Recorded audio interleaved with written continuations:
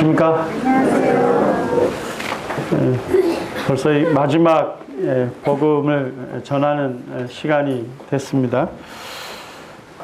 오늘 아침에 성경 말씀 묵상하면서 하나님께서는 참 우리를 사랑하신다. 하나님은 모든 사람이 구원받으며 진리를 아는 데 이르기를 원하시는 분이 하나님이시다 하는 말씀을 이렇게 들으면서 참 오늘 복음을 듣는 분들이 진리를 깨닫고 구원을 받고 또 이제 하나님과 화목한 관계가 되어서 참 하나님의 영광을 위해서 사는 참으로 축복된 삶을 살게 되는 그와 같은 귀한 시간이 되었으면 좋겠다 하는 마음을 갖게 됐습니다. 우리 히브리서 9장 27절 말씀을 함께 읽겠습니다. 히브리서 9장 27절 말씀입니다. 함께 읽겠습니다. 한 번 죽는 것은 사람에게 정하신 것이요 그 후에는 심판이 있으리니. 어제 긴 시간을 통해서 성경이 우리에게 무엇을 말씀하시는가. 한 번 죽는 것은 사람에게 정해진 것이지만은 죽음 이후에 심판이 있다고 주님께서 친히 오셔서 우리에게 경고해 주셨습니다. 그리고 이 심판 이후에 지옥의 형벌이 있음을 우리에게 말씀해 주셨습니다. 죽음 이후에 천국과 지옥이 있다고 우리에게 분명하게 말씀해 주신 것이죠. 사랑하는 여러분, 오늘 만약에 내가 죽음을 맞이한다면 여러분의 영혼은 천국에 들어갈 분명한 확신을 갖고 있습니까? 이 질문을 드리게 되면 어떤 분들에게 있어서는 굉장히 기쁨이 됩니다. 이미 이 죄의 문제를 해결받고 구원받은 성도는 자기가 이미 하나님 나라에 들어갈, 이미 천국에 들어갈 그와 같은 시민권을 받았기 때문에 이 놀라운 질문을 하게 될 때 마음에 기쁨이 있습니다. 근데 어떤 분들은 이 질문을 받게 될 때 두려움이 있는 분들이 있는 것입니다. 우리가 갈 곳은 정말 여러분 한 개인이 갈 곳은 한 곳밖에 없는 것입니다. 만약에 내가 죽음을 맞이했을 때 천사들에게 받들려서 천국에 들어가서 하나님을 찬송하는 그곳에 있지 못하다면 나는 어디에 있는 것입니까? 나는 이 하나님으로부터 떠나서 정죄받는 자들이 형벌받는 지옥에 있을 수밖에 없다고 성경은 말씀하고 있는 것입니다. 주님께서 이 땅에 오셔서 친히 이 지옥의 형벌에 대해서 경고하신 것은 우리를 사랑하시기 때문에 정말 한 사람이라도 이 지옥에 들어가기를 원치 아니하시기 때문에 주님께서는 이 지옥에서 건진받을 수 있는 그와 같은 분명한 구원의 길을 우리에게 열어놓으시고 이 예수 그리스도를 믿고 구원받기를 원하시는 것입니다. 오늘 이 자리에 복음을 들으시는 분들이 부디 정말 천국에 들어갈 확신, 천국에 들어가는 자 편에 서시기를 원하는 마음이 있습니다. 우리 로마서 3장 23절 말씀을 함께 읽겠습니다. 모든 사람이 죄를 범하였음에 하나님의 영광에 이르지 못하더니. 하나님께서는 선언을 하십니다. 모든 사람이 죄를 범했다. 제가 한 연로하신 부친을 알고 있는데요. 이분이 이제 70 넘으셨는데 70이 넘으셔서도 노동 일을 하셔요. 참 건장하신 분이에요. 이분이 이제 작은 자가용 이 티코를 타고 다니셨는데 자주 고장이 나요. 그래서 이제 저희 형제님 중에 한 분이 카센터를 운영했습니다. 그런데 이 연로한 어르신이 올 때마다 잘 고쳐드리고 비용도 거의 받지 않으면서 이렇게 섬겨준 겁니다.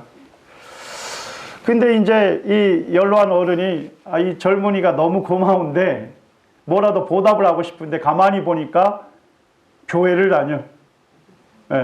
그래서 어르신이 말씀하시길, 내가 교회를 다녀본 적은 없지만, 내가 어릴 때 잠깐 좀 어머니 따라 다닌 적은 있지만, 그렇지만은 내가 젊은 분이 이렇게 섬겨주니까 당신이 다니는 교회에 내가 하루 가보겠다. 이렇게 이제 얘기를 한 겁니다. 저희에게 이제 오셔서 말씀을 이렇게 교제를 하는데, 개인적으로 이제 복음을 전해주기 위해서 성경책을 좀 열고자 하는데 성경 열 틈을 안 주시는 거예요. 지금까지 70평생을 참 어려운 가운데서 어떻게 살아오셨는지 그걸 얘기하시는 거예요. 그리고 자기가 얼마나 선하게 살려고 노력해 왔는지에 대해서 말씀을 하시는 거예요. 저는 좀 성경을 좀 펼치고 하나님 말씀을 좀 듣고자 하는데, 들려주고자 하는데, 어르신 이제 계속 얘기하니까 틈이 없어요.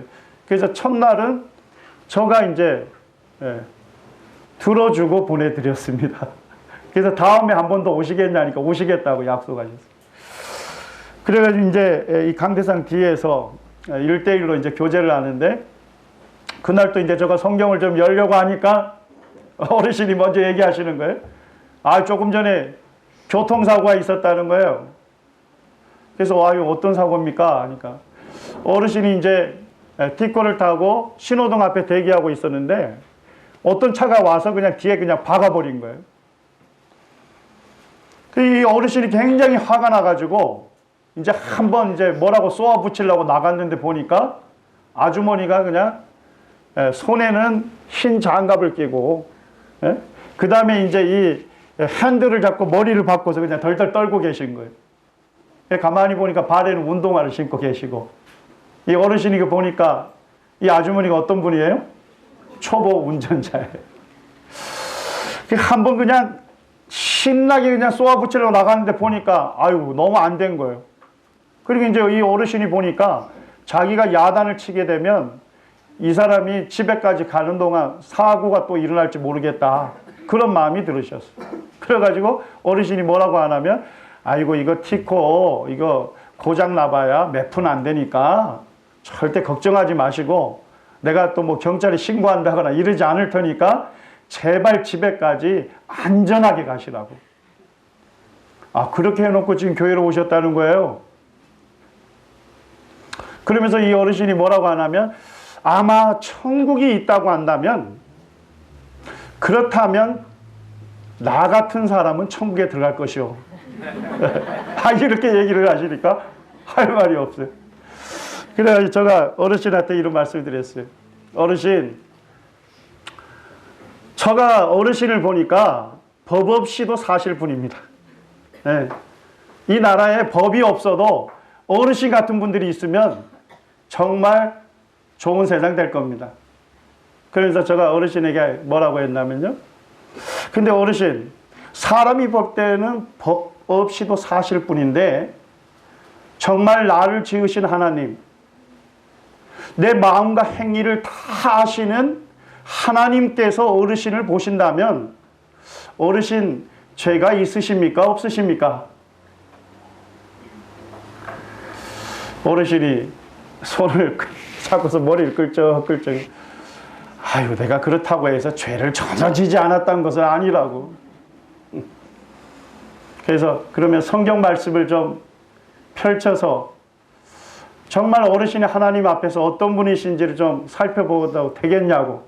그러니까 어르신이 그제서야 그럼 한번 성경 말씀 들어봅시다. 성경 말씀을 이제 펼쳐서 읽으니까 이 어르신이 하시는 말씀이, 참 나는 지금까지 나만큼 착하단 사람은 내 스스로도 없다. 이렇게 자부하고 살아왔는데 하나님 말씀에 보니까 참 내가 죄 없다고 하기에는 정말 하나님 앞에서 그렇게 말할 수가 없다. 그러면서 이제 제가 어르신에게 이렇게 얘기했습니다. 하나님을 떠난 사람이 이 죄의 열매를 맺는데 어떤 사람은 더 많은 죄의 열매를 맺는 더 악한 죄인이 있는가 하면 하나님을 떠나서 죄악 가운데 있으면서도 스스로 절제하고 이렇게 막 노력해서 죄를 짓긴 짓는데 죄의 열매를 좀 적게 맺는 덜 악한 죄인은 있습니다만, 그렇지만은 하나님 앞에서 죄를 범하지 아니한 사람은 한 사람도 없습니다. 이 로마서 3장 23절 말씀을 어르신에게 보여줬을 때 자신이 천국에 들어가지 못하는 이유를 깨닫게 된 것입니다. 모든 사람이 죄를 범하였음에 어디에 이르지 못했습니까? 하나님의 영광에 이르지 못했습니다. 이 영광은 뭐냐면 하나님 자신을 나타내시는 거예요. 내가 하나님의 영광을 위해서 산다는 것은 뭐냐면 하나님께서 나를 통해서 하나님 자신을 드러내도록 하는 것이 바로 하나님의 영광을 위해서 사는 것입니다. 하나님의 영광이 충만한 장소가 어디일까요? 하나님 자신을 충만하게 나타내시는 곳이 어디일까요? 그것이 바로 천국인 것입니다. 어르신에게 이렇게 말씀을 드렸을 때 자신이 천국에 들어가지 못하는 이유를 깨닫게 된 것입니다. 자신도 하나님 앞에서 죄인이기 때문에 하나님의 영광이 충만한 천국에 이룰 수 없다는 사실을 이분이 깨닫게 된 것입니다.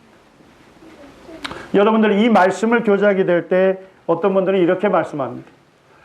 하나님께서 사랑의 하나님이신데 어떻게 사람을 지옥에 보낼 수 있느냐, 이렇게 반문하는 분들이 있습니다. 여러분들, 하나님은 사랑의 하나님이십니다. 하나님은 우리를 사랑하십니다. 하나님은 우리를 사랑하시기 때문에 하나님은 우리를 어디로 인도하기를 원하셔요? 천국으로 인도하기를 원하시는 것입니다. 하나님이 우리와 함께 하기를 원하시는 거예요. 그런데 여러분들이 하나님에 대해서 오해하는 것이 있습니다. 하나님은 어떠한 분이십니까? 하나님 거룩하신 분입니다. 천사도 감히 하나님 앞에 자신을 드러낼 수 없는, 자신을 가리고 하나님을 경배하는, 하나님은 거룩하신 분이십니다. 하나님은 사람을 사랑하시지만, 죄인을 사랑하시지만 하나님은 죄와 함께 거하실 수가 없는 분이십니다. 여러분, 하나님은 공의로우신 분이십니다. 하나님은 죄에 대해서 눈 감아 주실 수 없는 분이에요. 하나님은 죄에 대해서는 반드시 어떻게 합니까? 심판하고 죄값을 물으셔야 하는 공의로우신, 공평하신 하나님이십니다.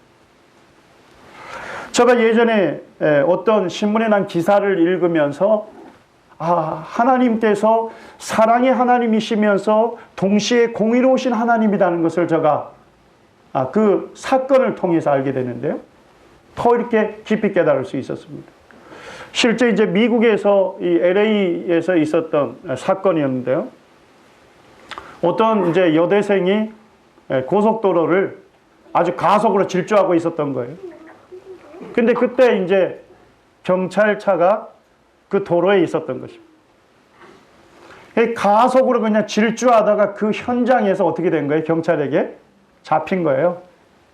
이런 범을 무슨 범이라고 합니까? 현장범이에요. 미국 법에는 보니까 현행범자는 바로 직결재판을 하게 되더라고요. 그래서 이 여대생이 이제 현행범이 돼서 이제 경찰차를 타고 바로 이제 법정으로 들어간 거예요. 그런데 그날 죄인을 심리하는 판사가 누구냐고 봤더니까 누굽니까? 자기 아버지인 겁니다. 이 여대생이 정말 이제 뭐 자기 그 면허를 발급하고 얼마 되지 않아서 신나게 지금 밟았는데 그가 경찰차에 현행범으로 잡혀서 들어가서 법정까지 올 때 얼마나 그가 두렵고 떨렸겠습니까? 아마도 법정에 서본 경험이 없는 그런 사람일 것입니다. 근데 법정문을 열고 들어갔을 때 자기 아버지가 판사의 법복을 입고서 재판장에 있었던 것입니다. 여러분들에게 묻겠습니다. 이 딸은 무죄방면 됐을까요? 우리 한국 사람들이 이 질문을 하면 좀 어려워하더라고요. 아니, 아버지가 딸을 사랑할 텐데 딸이 죄를 지었다고 해서 딸에게 죗값을 물겠느냐? 아마도 딸이니까 무죄방면을 해줬을 것이다. 여러분들, 동일한 죄에 대해서 내가 알지 못하는 사람이 죄를 범했다고 해서 그 사람에게는 처벌하면서 자기 딸이라고 해서 그냥 무죄 선언을 한다면 그 재판관은 어떤 재판관이에요? 공의롭지 못한 재판관인 겁니다. 이해가 되세요? 불의한 재판관이 되는 것입니다. 하나님도 여기에 딜레마가 있는 거예요. 이 판사가 자기의 딸을 사랑함에도 불구하고, 그리고 딸이 죄를 범해가지고 지금 법정에 와서 두렵고 떨리는 심정으로 이 법정에 서 있는 딸을 보면서도 아버지가 뭐 못하는 것입니까? 무죄방면 못하는 거예요. 왜냐하니까 아버지는 공의로운 재판장이기 때문에 그렇습니다. 그래서 이 아버지는 우리 기대와 달리 진짜 공의로운 재판관이었어요. 그래서 딸에게 벌금형을 때리고 이 벌금을 갚지 못하면 이제 구속하겠다 하는 법대로 이제 처벌한 것이죠. 판결한 거죠. 근데 신문에 나온 놀라운 이야기를 읽어보니까 아버지가 이제 법대로 판결을 내리고 그 자리에서 재판장의 법복을 벗습니다. 그리고서 이제 사복을 갈아입고 이제는 재판장의 신분이 아니라 누구의 신분으로 돌아온 겁니까? 사랑하는 딸을 정말 위하고 사랑하는 아버지로 돌아온 거예요. 그리고 이제 그 아버지가 법복을 벗은 상태에서 딸이 지불해야 할 죗값을 누가 지불한 겁니까? 아버지가 지불하게 됩니다. 자, 그러면 이 딸은 이제 이 죄에서 해방을 받았습니까? 못 받습니까? 예. 딸이 죄를 범했음에도 불구하고 이 죗값을 누가 지불한 거예요? 아버지가 지불해 줌으로써 이 죄에서 자유함을 얻게 된 것입니다. 아버지 집에 갈 수 있습니까? 없습니까? 이제 아버지와 함께 아버지 집에 갈 수 있는 사람이 된 것입니다. 제가 그것을 보면서 야, 이것이 복음이구나. 정말 하나님께서 이와 같은 마음을 갖고 계시구나. 하나님은 이 세상을 창조하신 분이시기 때문에 하나님은 공의로운 재판장이십니다. 죄에 대해서 눈 감아 주실 수 없는 분입니다. 죄에 대해서는 반드시 심판하시고 처벌하셔야 하는 그와 같은 분이십니다. 그런데 우리에게 소망이 있는 것은 그 하나님께서 사랑의 하나님이시다는 겁니다.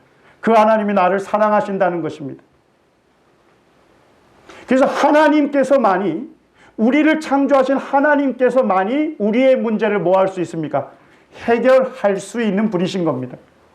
하나님만이 이 죄 문제를 해결하시고 우리를 구원할 수 있는 구원자가 되시는 것입니다. 우리 요한복음 3장 16절 말씀을 함께 읽기를 원합니다. 요한복음 3장 16절입니다.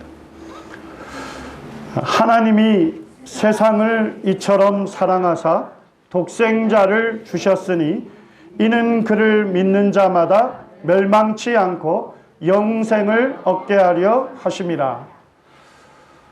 이 말씀을 잘 주목하시길 바랍니다.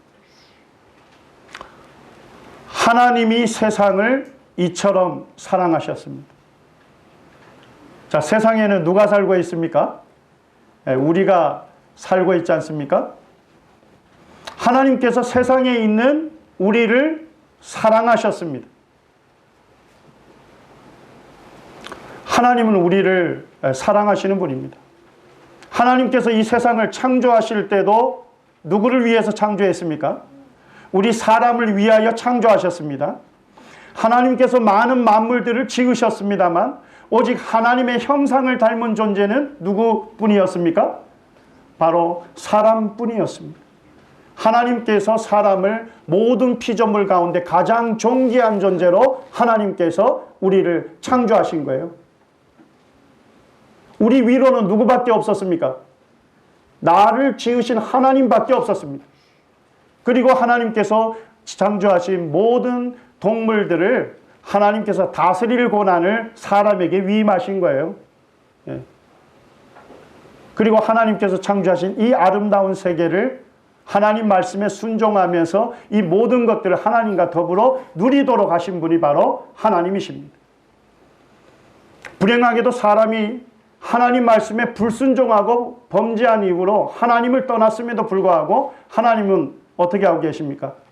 지금까지도 구원받을 수 있는 기회를 허락하시고 여러분들을 초청해서 구원받을 수 있는 이 복음이 전파되게 하시는 분이신 겁니다.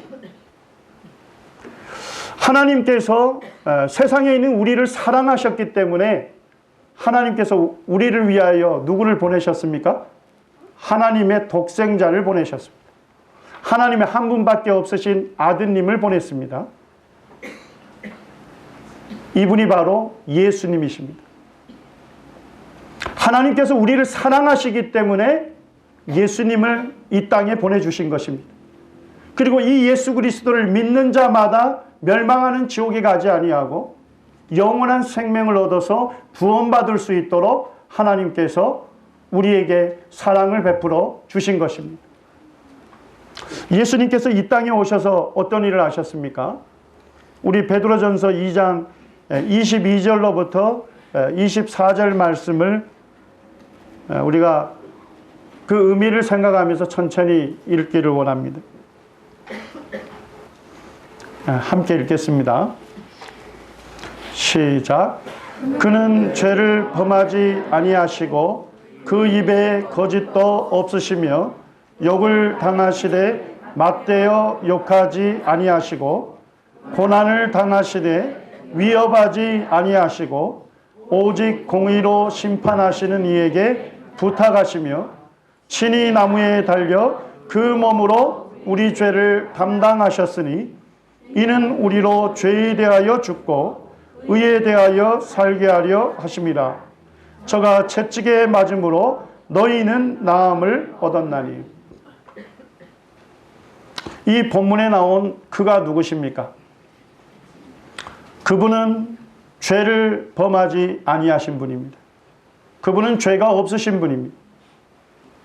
그리고 그 입에 거짓도 없으셨습니다. 욕을 당하시되 욕하는 사람에게 맞대어 욕을 하지 아니하셨습니다. 고난을 당하시면서도 위협하지 아니하셨습니다. 오직 공의로 심판하시는 하나님에게 자신을 부탁하셨습니다. 이분이 누구십니까? 이분이 바로 하나님의 아들이신 예수님이십니다. 예수님은 인간의 몸을 입고 오신 하나님이십니다. 예수님은 이 땅에 사셨지만 우리와 같이 죄를 범한 일이 없는 거룩하신 분이 바로 예수님이십니다. 그런데 예수님이 24절에 보니까 친히 나무에 달려 그 몸으로 우리 죄를 담당하셨습니다. 여기에 보니까 친히 나무에 달렸다고 말씀하고 있습니다. 이 나무는 무엇을 의미하는지 아십니까? 네, 십자가를 말씀하고 있는 것입니다. 이 십자가는 로마 시대의 사형제도입니다. 그런데 이 십자가 사형은 너무나도 이 끔찍한 처형제도였기 때문에 이 로마 제국 자체에서도 로마의 시민권을 가진 사람은 아무리 흉악한 죄인일지라도 십자가형을 언도하지 말라는 그와 같은 법이 있었습니다. 오직 식민지 사람에 한해서 가장 흉악한 죄수에 한해서만 선별해서 십자가 사형을 처하도록 했습니다. 그리고 이제 어떤 사람을 십자가 언도를 하게 되면 그 십자가 사형을 집행하는 총독이 이제 로마의 황제에게 보고서를 올려야만 했습니다. 이 십자가는 바로 사형을 얘기하는 것입니다. 가장 흉악한 죄수에 한해서만 이 십자가 사형을 처했던 것이죠. 그런데 오늘 이 성경 본문 말씀에 보게 되면 죄 없으신 예수님께서, 이 예수님께서 친히 십자가에 달리셨다는 것입니다. 성경은 말씀하시기를 하나님의 뜻에 예수님이 그 뜻에 순종해서 예수님이 자원하셔서 십자가를 지셨다고 말씀하고 있는 것입니다. 예수님께서 하나님의 뜻에 순종해서 예수님 스스로가 이 십자가에 자신을 못 박히는데 내어주신 그 이유가 무엇입니까? 거기에 보니까 친히 나무에 달려 그 몸으로 무엇을 담당하셨습니까? 우리 죄를 담당하셨다. 제가 구원받을 때 이 말씀을 읽으면서 참 주님께서 저를 어떻게 사랑한지를 알 수 있었습니다. 친히 나무에 달려 그 몸으로 우리 죄를 담당하셨다. 제가 이 의미를 처음에 깨닫지 못하니까 전도자분이 하시는 말씀이, 학생, 담당이라는 뜻을 몰라? 담당한다는 것은 무엇을 떠맡는다는 뜻이야.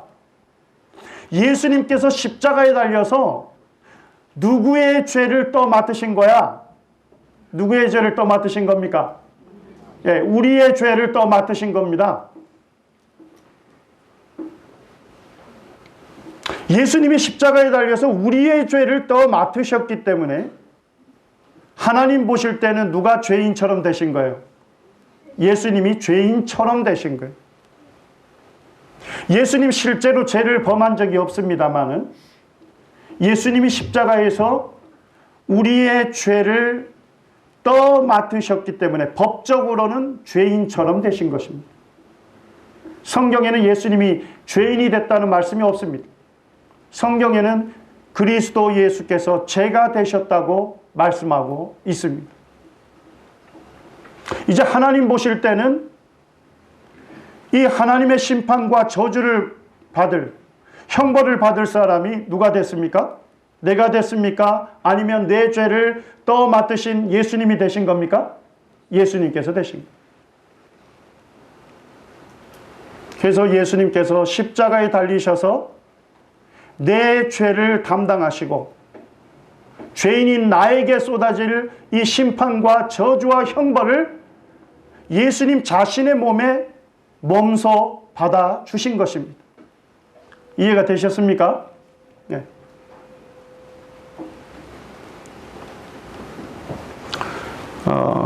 예수님께서 나의 죄를 어떻게 담당해 하셨는지 우리가 좀 더 살펴보기를 원합니다. 예수님께서 이 당시에 로마의 총독인 빌라도에게서 몇 번의 심리를 받습니까? 3번의 심리를 받고 있습니다. 그런데 빌라도 총독이 이 예수님을 신문할 때마다 예수님에게서 뭘 찾을 수 없었습니까? 죄를 찾을 수가 없었습니다. 이미 로마 시대만 해도 삼심죄가 이미 확정이 되어 있었어요. 중한 죄인에 대해서는 성급하게 처벌할 수가 없고 3번의 심리를 거쳐서 이제 결과적으로 정말 죽을 죄인이라는 것을 분명하게 알게 됐을 때 사형을 처했던 것입니다. 예수님께서 인간의 법정에 서셨습니다만 예수님 3번이나 심리를 받으셨지만 예수님에게서 죄를 찾을 수가 없었습니다. 그래서 이제 이 빌라도 총독은 예수님을 그냥 무죄방면해 주기를 원했어요.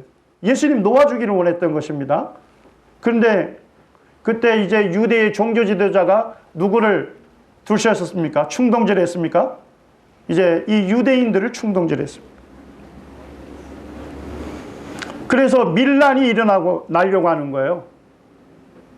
역사적으로 보게 되면 이 예수님이 사셨던 이 유대 지역은 로마 제국으로부터 독립을 하려고 수많은 반란이 일어났던 곳이었습니다. 그리고 이제 이 예수님 시대에 재임했던 빌라도 총독이 재임해 있을 때도 이미 두 번의 큰 반란이 있어가지고 이 로마의 황제로부터 빌라도 총독이 경고를 받은 상태였습니다. 이 빌라도 총독님을 신문했을 때 죄를 찾을 수 없었기 때문에 예수님을 놓아주기를 원했지만 지금 보니까 유대인들이 뭐라고 합니까? 밀란이 나려는 것을 보고 밀란이 일어나려고 하니까 어쩔 수 없이 이 총독이 예수님에게 두 가지의 처벌을 내립니다. 그 처벌이 무엇입니까? 첫째는 예수는 채찍질하고, 첫 번째는 이 채찍질형을 명령했습니다. 자, 두 번째는 어떤 형벌을 가했습니까? 십자가에 못 박히게 넘겨줬던 것입니다. 성경에는 빌라도가 예수를 데려다가 채찍질했다 이렇게 한 구절로 기록되어 있습니다만 이 로마의 채찍질형, 이 태형이 얼마나 끔찍한 형벌인지 모릅니다. 먼저 이 태형을 받는 죄수는 완전히 사람들 앞에서 발가벗김을 당합니다. 부끄러운 부분을 가리지 아니하고 완전히 발가벗김을 당하는 것이죠. 이 형벌은 수치와 모멸감을 받는 형벌이었습니다. 그리고 이제 이 죄수를 쇠기둥이 있는 곳에 손을 묶습니다. 그리고 이제 릭토르라고 하는 두 명의 로마 장교가 이제 채찍을 잡고 양편에 쓰게 됩니다. 이 역사적으로 보게 되면 손잡이만 나무였고 나머지는 전부 가죽끈으로 되어 있었습니다. 그런데 이 가죽끈에는 뭐가 박혀 있습니까? 거기에 날카로운 쇠붙이와 동물의 날카로운 뼈조각이 거기에 끼워져 있었습니다. 그리고 아주 구슬이, 무거운 구슬들이 거기에 달려 있었습니다. 이 로마의 태형은 어떻게 이루어집니까? 한 명의 장교가 먼저 이 채찍을 들고서 얼굴을 때리게 됩니다. 그러면 이 채찍이, 이 가죽끈이 어떻게 됩니까? 얼굴을 감싸게 되는 거죠. 그러면 이때 쇠구슬에 의해서 이 죄수의 얼굴에 피멍이 들게 되는 겁니다. 그리고 이 날카로운 쇠조각과 뼈조각이 어떻게 됩니까? 피부에 박히게 되는 것입니다. 그러면 이 장교가 어떻게 합니까? 그 채찍을 잡아당기게 됩니다. 그럼 얼굴이 어떻게 됩니까? 완전히 상하고 이그러지게 되는 것이죠. 그럼 반대편에 있는 이제 장교가 이 채찍을 두고서 목을 내리치게 됩니다. 이렇게 해서 차례대로 때려서 발까지 때리는 그와 같은 형벌이 채찍질형인 것입니다. 이 역사가들이 이 십자가형에 대해서 기록을 한 것을 보면 너무나도 끔찍합니다. 채찍으로 옆구리를 때리게 되면 이 사람의 창자가 흘러나왔다고 합니다. 그리고 등허리를 때리게 되면 이 사람의 등가죽이, 근육이 말이죠, 리본처럼 너덜거렸다는 것입니다. 그리고 이 등허리에 있는 척추뼈까지 드러날 정도로 이렇게 심한 형벌이 채찍질형이었던 것입니다. 그리고 대부분의 많은 죄수들은 이때 피를 너무 많이 흘리기 때문에 채찍질형만으로도 죽음에 이르렀던 그와 같은 참으로 가혹한 형벌이 채찍질형이었습니다. 예수님이 태어나기 700년 전에 하나님께서는 이 선지자 이사야를 통해서 예수님 받으실 채찍질형을 예언해 놓으셨습니다. 이사야 53장 5절에는 이렇게 예언되어 있습니다. 그가 채찍에 맞음으로 우리가 나음을 입었도다. 그는 누구십니까? 예수님을 말하고 있는 것입니다. 예수님이 우리의 죄를 담당하시고 이제 채찍에 맞으심으로 죄인인 우리는 무엇을 얻게 됐습니까? 나음을 입게 된 것입니다.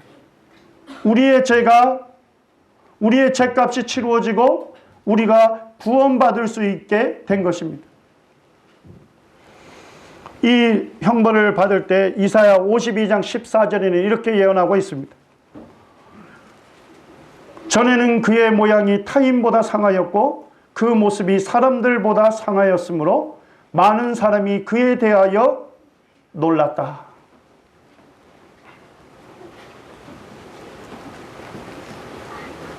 그의 모양이 타인보다 상하였다.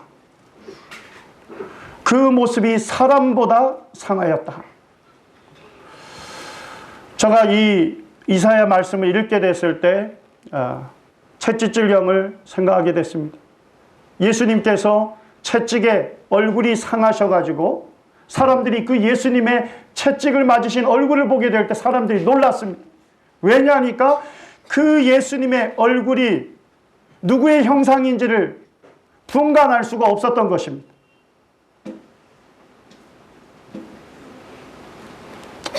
이 예언의 말씀대로 예수님께서 채찍에 맞으심으로 우리의 죄값을 친히 자신의 몸으로 치루어 주셨던 것입니다. 그리고 예수님은 이제 십자가를 지시고 골고다 언덕까지 오르셨습니다. 이 예루살렘 성문 바깥에는 골고다 언덕이 있었습니다. 이 언덕은 해골의 형상을 닮았기 때문에 골고다라고 얘기하는데요. 그곳에서 죄인들을 십자가형에 처했던 것입니다. 이 십자가형을 좀 살펴보기를 원합니다. 이 십자가형은 이 감람나무, 올리브나무를 십자가 형태를 짭니다. 그리고 이제 그 제수를 거기에 눕히죠. 그리고서 이제 제수를 고정하게 되는데 뭘로 고정을 합니까? 큰 쇠못으로 고정을 하게 됩니다. 실제 한 15cm나 18cm 정도 되는 대못을 갖고서 우리 성경에는 손에 못을 박았다 이렇게 되어 있는데 예수님 시대에는 손과 손목을 구분하지 않았습니다. 손목까지도 다 손이라고 이렇게 명칭을 불렀습니다. 우리 손목에 보게 되면 8개의 뼈가 있습니다. 4개로 2줄로 난 뼈가 있는데요. 근데 그 뼈들이 아주 강한 인대들에 의해서 결합이 되어 있어요. 그러면 이 쇠못을 어디에 박냐면 이 2줄로 되어 있는 이 손목뼈 그 사이에 대못을 박게 되는 것입니다.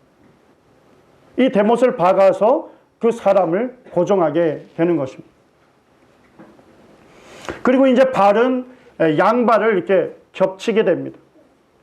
그러면 이제 이 발목뼈가 있는데 발목뼈들이 겹쳐진 그 부위에다가 쇠못을 박아서 그 사람을 이 십자가 형틀에 고정을 하는 것이죠. 그리고 이제 이 형틀을 세우게 되는 것입니다. 시편 22편 16절에 보면 예수님 이 땅에 오시기 1000년 전에 다윗을 통해서 하나님께서 예언해 놓으신 말씀입니다. 시편 22편 16절에는 개들이 나를 애워쌌으며 악한 무리가 나를 둘러 내 수족을 찔렀나이다. 무엇을 찔렀다고요? 수족을 찔렀다. 손과 발을 찔렀다고 하는데 이 찔렀다는 이 성경의 원어적인 의미는 뭐냐면 꿰뚫었다는 의미입니다. 놀라운 것은 뭐냐면 역사적으로 십자가형이 역사적으로 등장하지도 않았던 그 시기에 하나님은 이 다윗이라는 사람을 통해서 우리의 죄를 담당하실 하나님의 아들이 오시는데 그분이 바로 수족에 찔릴 것을 성경에 예언을 해놨는데요. 이 예언이 있은 이후에 한 300년 뒤에 역사적으로 십자가 형벌이 역사적으로 등장을 하게 됩니다. 이 다윗 시대 때는 사람을 사형시킬 때 뭘로 사형시켰습니까? 돌을 들어서 그 사람을 쳤습니다. 그리고 이제 그 돌 무더기가 돼서 그 사람을 죽음에 이르도록 했던 것입니다. 그 시대에 십자가형으로 이제 하나님의 아들이 죽임을 당할 것을 예언해 놓으셨는데요. 그 예언을 예수님께서 그대로 이루신 것입니다.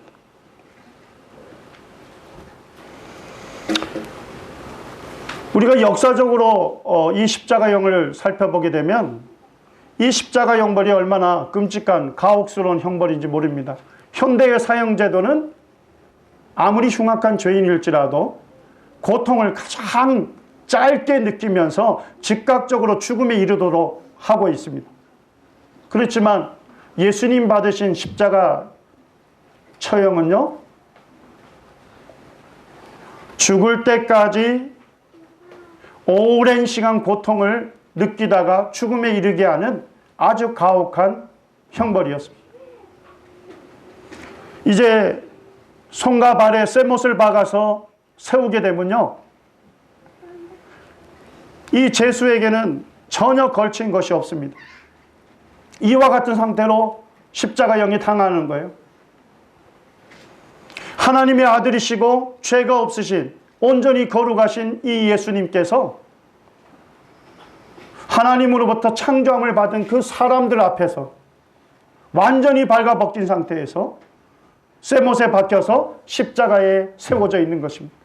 그리고 죄수는 어떻게 합니까? 이제 죽을 때까지 거기에 달려 있는 것입니다. 이제 이 쇠못이 박힌 손에 체중을 싣고 있는데요. 시간이 지나면 어떻게 됩니까? 이제 체중에 의해서 몸이 아래로 처지게 되어 있습니다. 그러면 갈비뼈가 어떻게 되죠? 몸이 처지게 되면 손목은 고정되어 있기 때문에 갈비뼈는 끌어올려져 갑니다. 그러면 숨이 이제 허파 안에 가득 차게 되는 거예요. 이제 한 호흡을 내쉬려면 어떻게 해야 합니까? 이제 쇠못이 박힌 발에 힘을 주셔야 하고, 그리고 이제 무릎을 펴서 밀어 올려야 하는 것입니다. 그리고 이제 양 손목에 쇠못이 박혀 있는데 거기에는 힘을 줘서 팔굽으로 끌어올려야 합니다. 그렇게 해서 몸을 세우게 되면 한 번 숨을 내쉴 수가 있었어요. 그리고 시간이 지나면 어떻게 됩니까? 다시 체중에 의해서 처지게 되고 이것을 반복하신 것입니다. 예수님은 십자가에 못 박히셔서 예수님 운명하실 때까지 이와 같은 큰 고통 가운데 거하셨던 것입니다. 예수님이 왜 십자가에 못 박히셨습니까? 죄 없으신 예수님께서 왜 이와 같은 가혹한 형벌을, 고난을 받으셨습니까?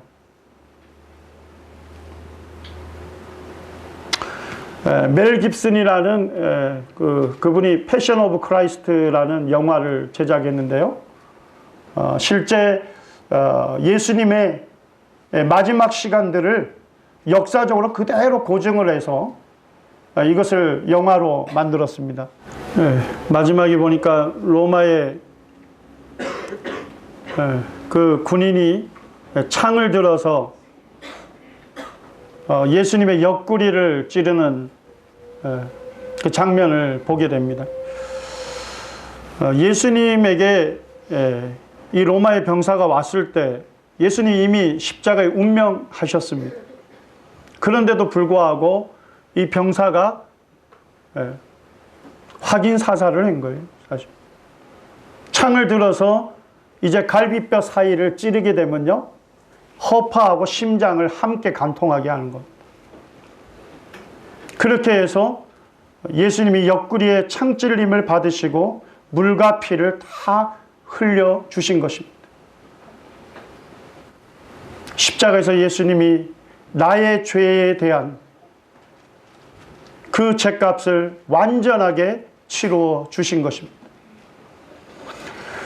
이 영화를 공개적으로 상영하기 전에 이 멜 깁슨이 이제 기자들을 대상으로 시사회를 먼저 가졌다고 합니다.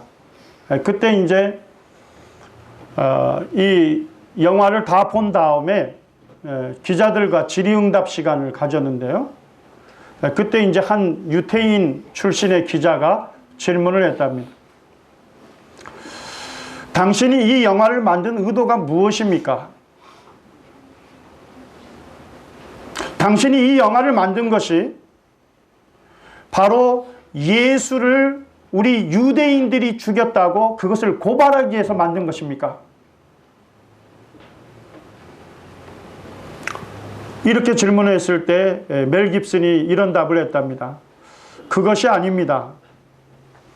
그러니까 이 기자가 그럼 무엇 때문에 누가 예수를 죽였단 말입니까? 우리 동족이 죽이지 않았다면 누가 예수를 십자가에 못 박았다는 것입니까? 그러니까 멜 깁슨이 거기에 많은 기자들이 있었기 때문에 내가 이 시사회를 마친 다음에 당신에게 개인적으로 답하면 안 되겠느냐. 그러니까 이 기자가 하는 말이 공개적으로 답을 해달라는 요청을 했습니다. 그랬을 때 이 멜 깁슨이 자기의 오른손을 들어 올리게 되는데요. 그 오른손을 들어서 자기를 가리키면서 예수님을 십자가에 못 박은 사람은 바로 납니다. 네, 제가 예수님을 십자가에 못 박았습니다. 이 고백을 했다는 내용을 제가 들은 적이 있습니다. 예수님을 누가 십자가에 못 박았습니까? 예수님을 누가 십자가에 죽여달라고 누가 요청했습니까? 누가 요청했죠? 유대인들이 했습니다. 그리고 유대인들의 청에 따라서 누가 십자가 사형을 집행했습니까? 이방인인 로마 사람들이 십자가형을 집행했습니다. 예수님을 십자가에 못 박은 건 누굽니까? 유대인들과 이방인들로 대별되는 로마 사람들이 함께 예수님을 십자가에 못 박은 것입니다. 십자가에 못 박은 것은 유대인들만이 아니라 모든 인류가, 모든 사람이 예수님을 십자가에 못 박은 것입니다. 예수님을 십자가에 못 박은 것은 바로 제가 예수님을 십자가에 못 박은 것입니다. 예수님이 십자가에 죽으신 것은 나를 사랑하시기 때문에 내가 치료해야 할 그 죄값을 예수님께서 스스로 자원하셔서 채찍질을 받으시고 예수님이 십자가형을 당하심으로 내 모든 죄를 해결해 주신 것이죠. 예수님 이렇게 저와 여러분들을 사랑하셨습니다. 우리 로마서 5장 8절 말씀을 함께 읽기를 원합니다. 로마서 5장 8절 말씀입니다.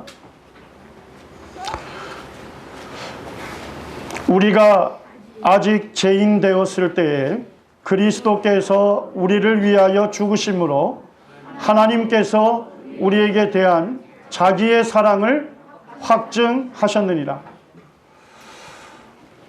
우리가 아직 죄인 되었을 때 내가 하나님께로 돌이키고자 하는 그와 같은 마음이 없는데도 하나님께서는 예수 그리스도를 이 땅에 보내주신 것입니다.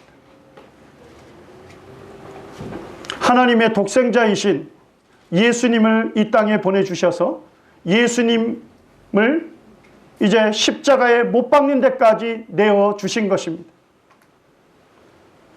예수님이 누구를 위하여 죽으셨습니까? 우리를 위하여 죽으신 것입니다. 예수님이 누구를 위하여 죽으셨습니까? 나를 위하여 죽으신 것입니다. 예수님의 자신의 목숨을 아끼지 아니하시고 내 모든 죄를 담당하시기 위해서 자신의 목숨을 십자가에 하나님의 뜻에 자원해서 내어주신 거예요. 하나님께서 나를 사랑하시되 내 영혼의 가치를 얼마큼 귀히 여기신 겁니까? 하나님의 아드님이신 예수 그리스도의 목숨과 바꾸신 거예요. 하나님께서 우리에 대한 자기의 사랑을 십자가를 통해서 어떻게 하셨죠? 확증하셨어요. 확실히 증명해 보이신 거예요. 하나님께서 나를 사랑하신다는 것은 십자가를 통해서, 십자가에 달리신 하나님의 아들이신 예수님을 통해서 하나님께서 확실히 증명해서 나타내 보여주신 것입니다. 여러분들 이 사랑을 거절하시고 여러분들이 하나님 없는 삶을 선택하신다면, 여러분들이 죽어서 하나님의 심판대 앞에 섰을 때 어떻게 이 하나님의 진노를 여러분들이 감당하실 수 있겠습니까?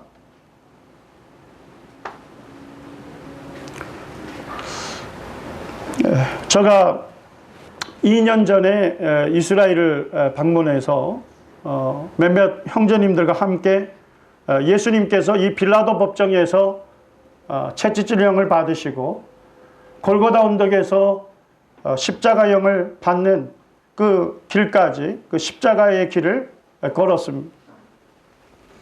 낮에는 사람들이 장사를 하기 때문에 낮에 걸을 수가 없어요. 그래서 새벽 4시에 형제님들이 일어나가지고 이제 그 십자가의 길을 걸었습니다.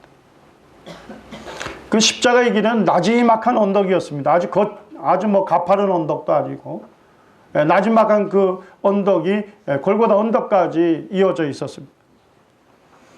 그때 이제 저희들이 이 찬송을 부르면서 올라가고 있었는데요.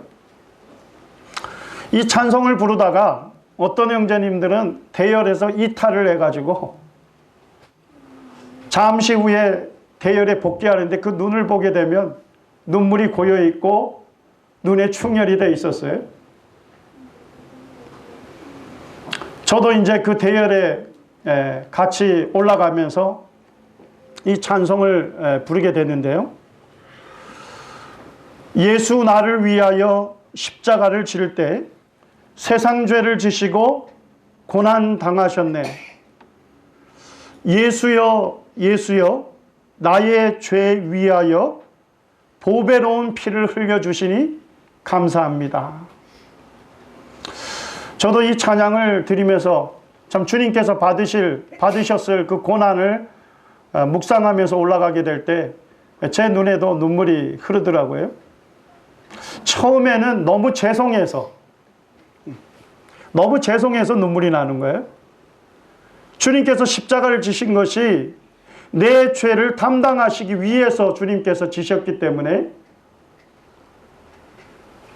참 제 마음에 눈물이 있고 눈에도 눈물이 흐르게 된 것입니다. 근데 나중에는 올라가다가 이 찬송을 부르면서 제 마음에는 너무 감사해서 눈물을 흘리게 된 것입니다. 주님께서 이 십자가를 지지 아니하셨다면 나는 오늘날 어떤 모습으로 살고 있을까? 주님께서 이 가혹스러운 이 십자가의 형벌을 자원해서 주님이 지셨기 때문에 이제 내 죄를 담당하게 되셨고 내 죄를 사함받을 수 있도록 해주신 그 예수님을 생각이 될 때 너무 감사해서 제 마음에 눈물이 흘렀습니다. 네. 올라가는 내내 제 마음에 주님 감사합니다. 저와 같은 사람이 무엇이 가치가 있어서 하나님의 아드님을 이렇게 희생하십니까?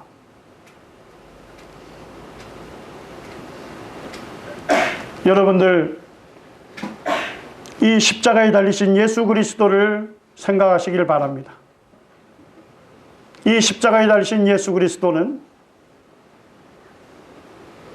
하나님 아버지 뜻에 완전하게 순종하셔서 자신을 십자가에 내어주시는데 아낌없이 내어주셨습니다.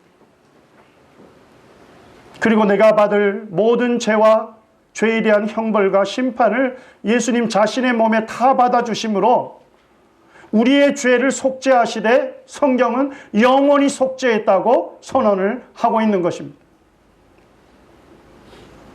우리 히브리서 9장 12절 말씀을 함께 읽기를 원합니다.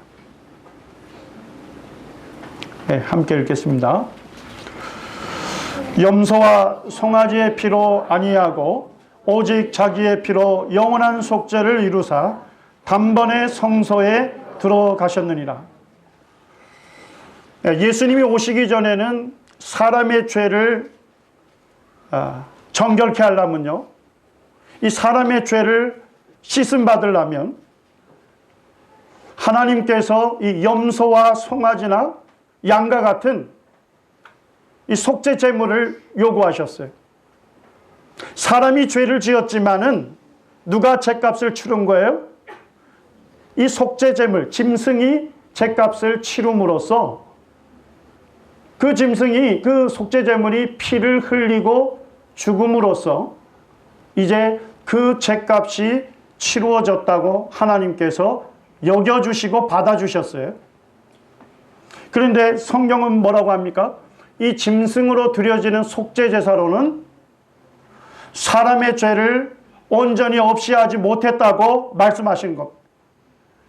그래서 하나님께서 하나님의 아들 자신을 하나님의 어린 양으로 이 세상에 보내주신 것입니다. 오직 자기의 피로 영원한 속죄를 이루어 주셨습니다. 이 자기의 피는 누구의 피를 얘기합니까? 십자가에 달리신 예수 그리스도의 피를 얘기하는 것입니다. 예수 그리스도의 피로 속죄를 해주셨습니다. 이 속죄라는 말은요, 한자로 보게 되면 죄값을 치루다 이런 의미가 있습니다만, 이 성경의 원어적인 의미를 보게 되면 죄를 깨끗하게 씻는다 이런 의미가 있습니다. 죄를 정결하게 한다는 의미가 있습니다. 예수님이 십자가에서 피 흘려주심으로 내 죄를 어떻게 했습니까? 깨끗하게 씻어 주신 것입니다. 속죄를 이루어 주신 것입니다. 그런데 너무나도 놀라운 것은 예수님의 피로 속죄를 이루어 주시는데 어떤 속죄를 이루어 주셨습니까? 영원한 속죄를 이루어 주신 것입니다. 영원이라는 단어는 누구에게만 어울리는 단어입니까? 하나님께만 어울리는 단어예요. 영원부터 계셨고 영원까지 계실 하나님에게만 어울리는 단어입니다. 사람은 일생 태어나서 70년, 80년을 보내면 유한한 생애를 마치게 되죠. 그런데 하나님께서 우리의 죄를 속죄하시되 영원한 속죄를 이루어 주셨다고 말씀하고 있는 것입니다. 이 영원한 속죄, 예수님이 내 죄를 정결케 해주셨는데요, 이 영원한 속죄 안에 내 과거의 죄가 들어갑니까? 안 들어갑니까? 들어갑니까? 안 들어갑니까? 네, 영원은 시작도 없고 끝이 없는 것입니다. 내 현재의 죄가 있다면 그 현재의 죄가 들어갑니까? 안 들어갑니까? 들어가는 것입니다. 내가 미래에 죄를 짓는 것이 하나님 앞에 잘하는 것은 아닙니다만 연약해서 짓는 이 미래의 죄도 영원한 속죄 안에 들어갑니까? 안 들어갑니까? 들어가는 것입니다. 예수님의 피로 영원한 속죄를 이루셨다는 것은 내 과거와 현재와 미래의 모든 죄를 정결케 해 주셨다는 것입니다. 제가 어느 집회에서 이 말씀을 전했을 때 말씀 끝난 다음에 참 자상하게 생기신 어르신이 한 분 저를 찾아왔습니다. 그러면서 저에게 말씀하시기를 참 잘 들었다고, 그러면서 이분의 얼굴이 약간 붉어지면서 저에게 화를 내시는 거예요. 내가 지금 한 50년을 성경을 읽고 하나님을 섬겨왔는데 50년을 섬겨도 내가 십자가에서 예수님이 과거의 죄와 현재의 죄를 담당해 주신 것은 내가 알고 믿었는데 성경 어디에 내가 연약해서 짓게 될 미래의 죄를 예수님이 십자가에서 담당하셨다는 말씀이 어디에 있습니까? 저는 매일같이 저의 죄를 생각하면서 낱낱이 이 죄를 하나님 앞에 회개하고 있습니다. 나는 이 죄를 낱낱이 회개하지 않으면 그 죄 때문에 지옥 갈 수밖에 없다는 두려움 가운데 살고 있습니다. 그런데 어떻게 예수님이 십자가에서 내 모든 죄를 담당하셨다고 말씀합니까? 내 미래의 죄를 정결하게 했다고 말씀하십니까? 그래서 제가 당황해서 히브리서 9장 12절 말씀을 다시 보여드렸습니다. 그랬더니 이 어른들이 막무가 아니죠. 아니, 예수님이 자기의 피로 영원한 속죄를 이루어주셨다고 했지 어떻게 미래의 죄까지도 속죄해 주셨다는 말씀이 어디에 있습니까? 그 본문을 보여달라는 거예요. 그래서 제가 골로새서 2장 13절과 14절 말씀을 보여드렸습니다. 우리 함께 읽겠습니다.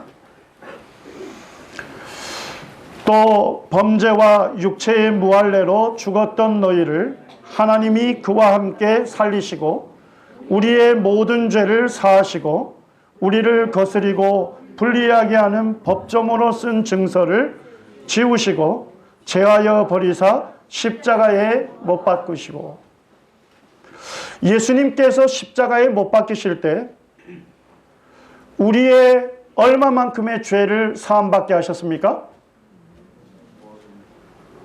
우리의 얼마만큼의 죄를 사하셨죠? 모든 죄. 제가 그 말씀을 보여드리면서 어르신, 예수님이 십자가에 못 박히실 때 어르신의 얼마만큼의 죄를 사함받게 하셨습니까? 모든 죄 안에 어르신이 예수님을 믿고 난 이후에 연약해서 짓는 그 죄에 대해서 이미 십자가에서 사해 주셨습니까? 사해 주지 않았습니까?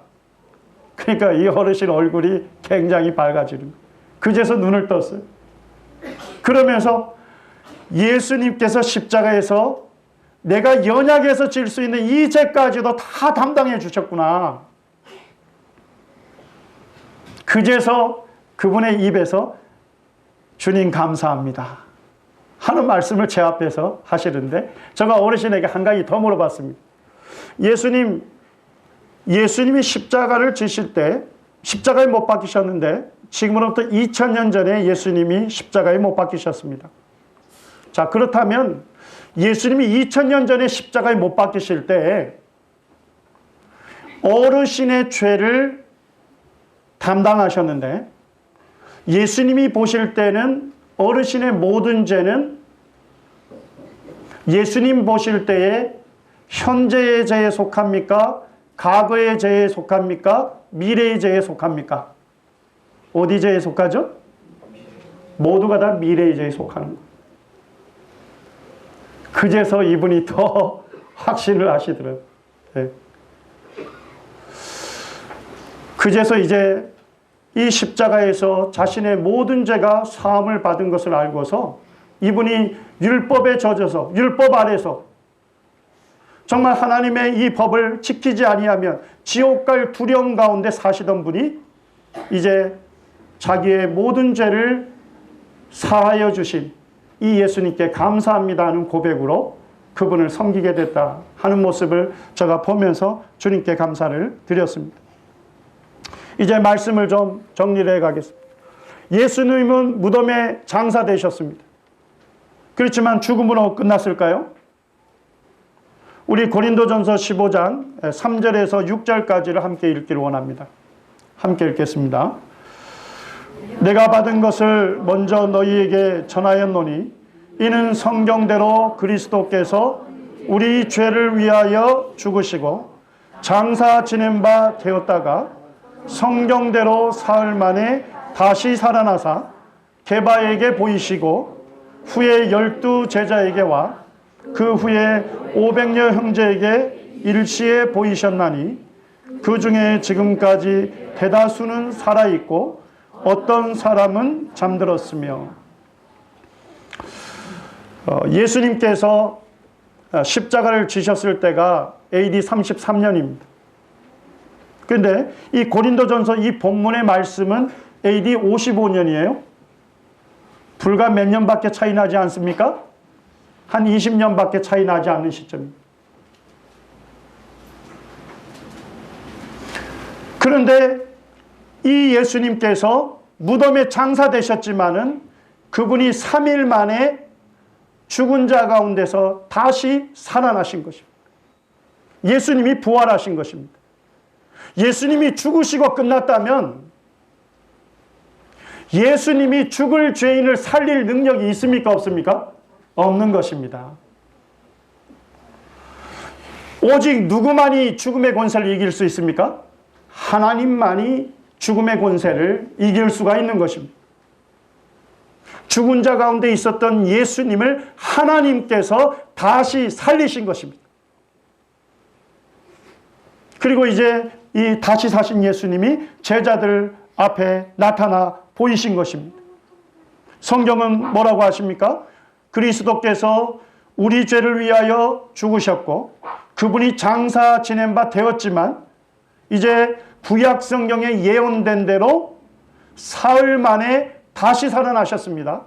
그리고 그 예수님은 게바에게 보이시고 후에 12제자에게 나타내 보이시고 그 후에 몇 명에게도 동시에 보이셨습니까? 500명. 500명의 사람 앞에서 다시 사신 주님이 자신을 나타내 보이신 것입니다. 그런데 이 서신을 쓸 당시에 너무나도 놀라운 것은 예수님을 일시에 봤던 500명 형제 중에 대부분이 이 서신을 쓸 때 뭐하고 있었습니까? 살아 있었던 것입니다. 이 고린도 전서를 기록한 사도 바울은 너희들이 믿는 이 예수님에 대해서 부활이 의심스럽다면 뭐 하라는 것입니까? 예수님의 부활을 직접 목격한 증인들이 살아있으니까 그 목격자들에게 뭐 하라는 거죠? 물어보라는 것입니다. 예수님은 장사되셨지만 죽은 자 가운데서 다시 살아나셨습니다. 우리 로마서 14장 9절 말씀 함께 읽겠습니다. 이를 위하여 그리스도께서 죽었다가 다시 살아나셨으니 곧 죽은 자와 산 자의 주가 되려 하심이라. 하나님께서 예수 그리스도를 죽은 자 가운데서 다시 살리신 것은요, 죽은 자와 산 자의 뭐가 되게 하셨습니까? 예, 주가 되게 하시기 위함이었습니다. 이 주란 것은 뭡니까? 주인을 말씀하는 것입니다. 사람이 하나님으로부터 지음받았기 때문에 사람의 주인, 나의 주인은 누구십니까? 하나님이십니다. 그런데 우리가 하나님을 떠나서 자기 자신이 주인 행사하면서 죄악 가운데 살았던 거예요.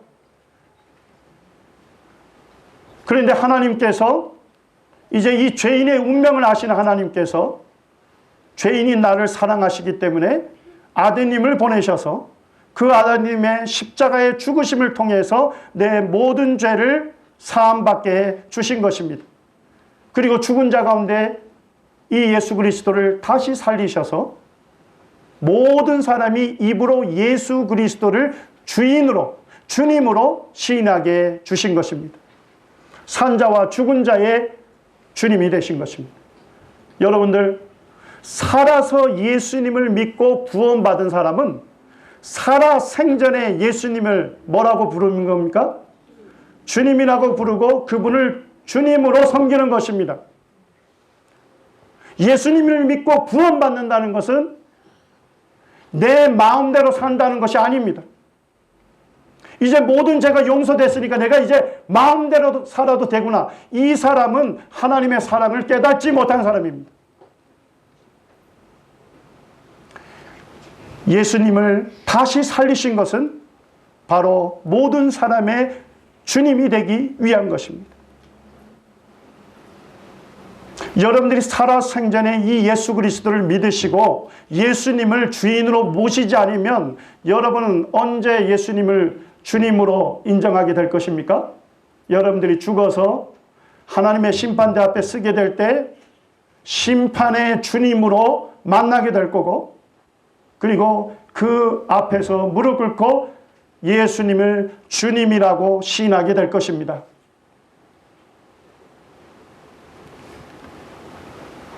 우리 로마서 10장 9절 말씀을 읽겠습니다. 함께 읽겠습니다.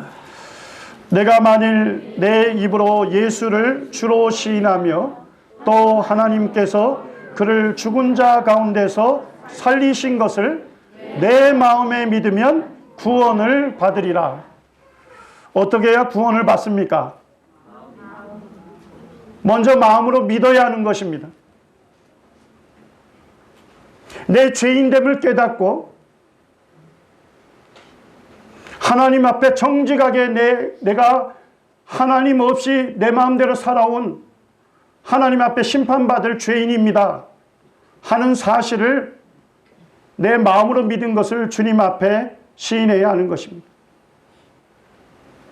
그리고 예수님이 십자가에서 제 죄를 다 담당해 주신 것에 대해서 주님 앞에 감사하고 이제 예수님을 다시 살리셔서 내 주인이 되게 해주신 이 예수님을 내가 믿는 것입니다. 예수님은 저를 죄악과 심판과 지옥의 형벌에서 구원해 주신 저의 구주이십니다. 예수님은 지금도 살아계셔서 이제 저의 주인이 되어 주십시오. 다시 사신 주님, 저의 주인이 되어 주십시오.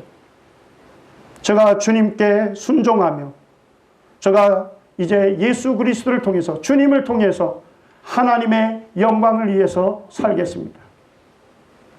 이렇게 믿고 고백하는 자들을 주님께서 어떻게 하십니까? 구원해 주시는 것입니다. 이제 한 말씀만 읽고 마치도록 하겠습니다. 요한복음 5장 24절 말씀을 함께 읽겠습니다. 함께 읽겠습니다. 내가 진실로 너희에게 이르노니 내 말을 듣고 또 나 보내신 이를 믿는 자는 영생을 얻었고 심판에 이르지 아니하나니 사망에서 생명으로 옮겼느니라.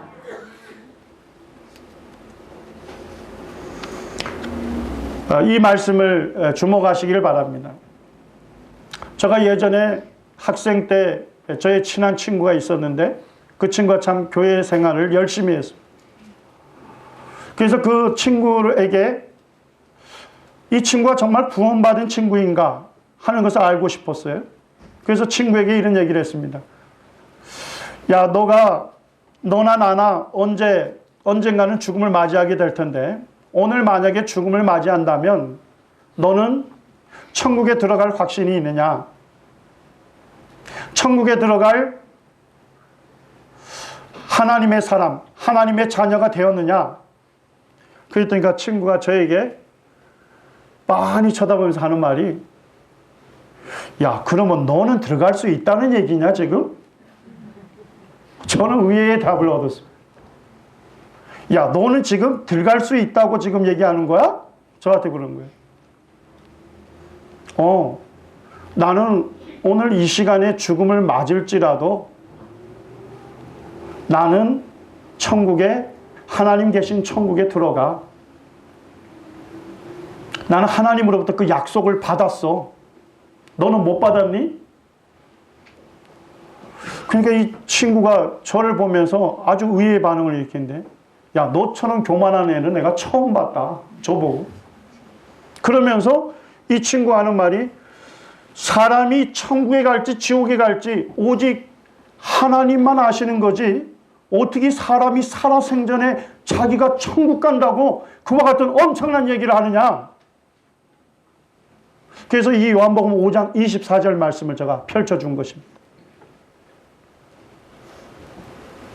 요한복음 5장 24절은 예수님께서 너에게 이르는 말씀이다. 예수님이 내가 진실로 너희에게 이르노니. 예수님이 얼마나 이 말씀이 중요한 말씀이었으면 진실로 내게 이르노니 내 말을 듣고 누구의 말을 듣고요? 예수님의 말씀을 듣고 또 나 보내시니 예수님을 이 세상에 누가 보내셨습니까? 하나님을 믿는 자는 무엇을 얻었다고 선언하십니까? 영생을 얻었고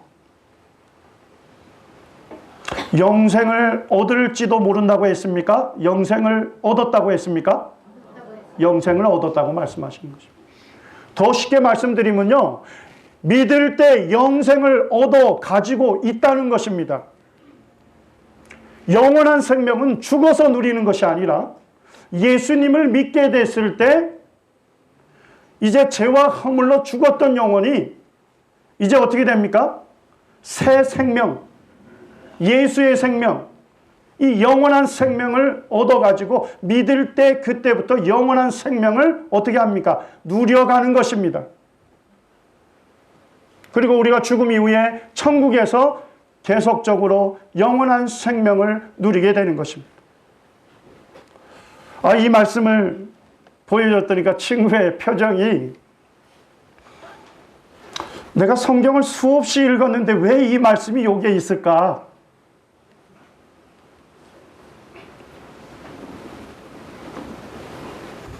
그제서야 친구 마음 가운데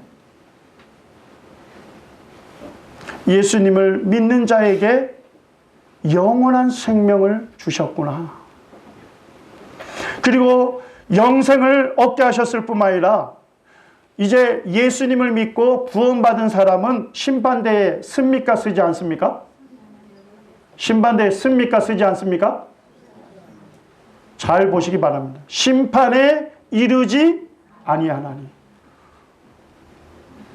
이미 십자가에서 그의 죄가 다 용서함을 받았기 때문에, 이미 그의 죄값이 완전히 지불이 됐기 때문에 이제는 어떻게 합니까? 죄가 이미 치루어진 사람은 심판대에 섭니까? 안 섭니까? 서지도 않는 거예요. 그래서 제가 친구에게 유식한 말 한 마디 더 해줬습니다. 일사부재리의 원칙 아냐? 이 인간의 법에도 보면 한 번 죄값을 물은 거에 대해서 뭐 하지 않습니까? 다시 죄값을 물을 수 없습니다. 뭔 얘기인지 아시겠어요? 저희 고등학교 때 시험 보냐고 이거 엄청 외웠던 내용이에요. 그런데 성경 말씀에 보니까 이게 나오더라고요. 일사부재리의 원칙. 내 죄에 대한 책임, 내 죄에 대한 죄값을 십자가에 달리신 예수 그리스도께 다 물었기 때문에 더 이상 나에게, 믿는 나에게 뭐 할 수 없습니까? 다시 죄값을 물을 것이 없어진 것입니다. 이해가 되십니까? 깨달아지십니까? 이제 사망에서 생명으로 어떻게 했습니까? 옮기셨습니다. 여러분들 이 예수 그리스도를 믿으시고 여러분들이 구원을 받으시기를 바랍니다. 우리 이 시간 함께 기도하기를 원합니다. 우리 각자 주님 앞에 먼저 기도하기를 원합니다. 우리 구원받은 성도님들은 정말 나를 구원해 주시고 이제 예수 그리스도 안으로 불러주셔서 참 하나님을 섬기게 하신, 하나님의 영광을 위해서 살게 하시는 그 하나님과 우리 주님께 감사를 드리는 그와 같은 시간이 되기를 원합니다.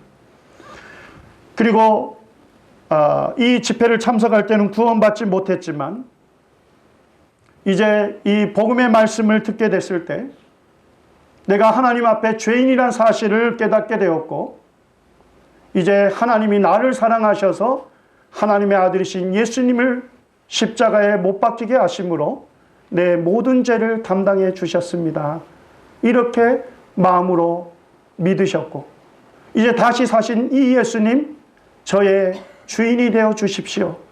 이렇게 믿으셔서 정말 구원받으신 분이라면 정말 마음으로 믿은 것을 입으로 시인하시기를 바랍니다.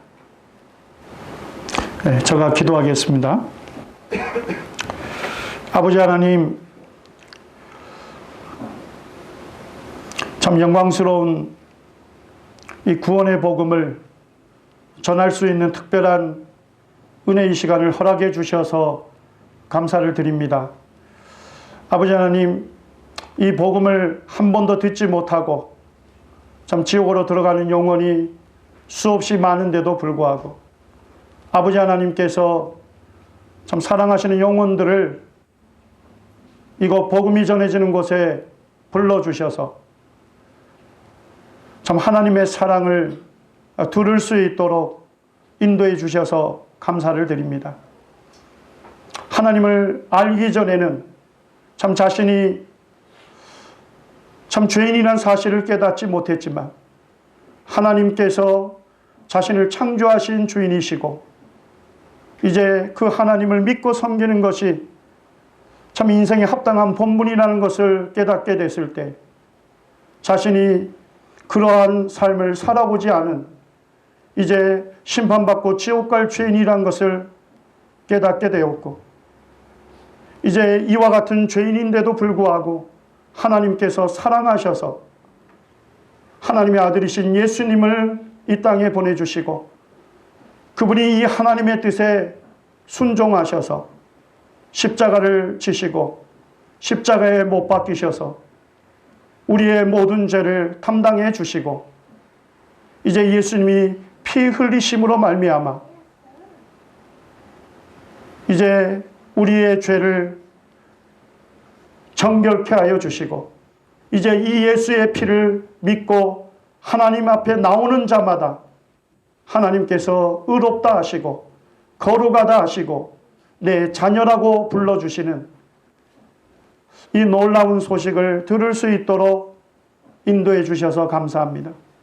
아버지 하나님, 오늘 이 복음을 들었던 영혼 중에 한 사람이라도 잃어버리는 영혼 없게 하여 주시고 이 복음의 말씀이 그들의 심중에 새겨지고 이제 뿌리를 내리고 열매를 맺어서 참 이 복음을 듣는 모든 영혼들이 구원에 이를 수 있도록 이제 예수 그리스도를 통해서 하나님께로 나아가며 참 하나님의 영광을 구하며 사는 참으로 복된 삶을 살 수 있도록 아버지 하나님 축복해 주시기를 원합니다.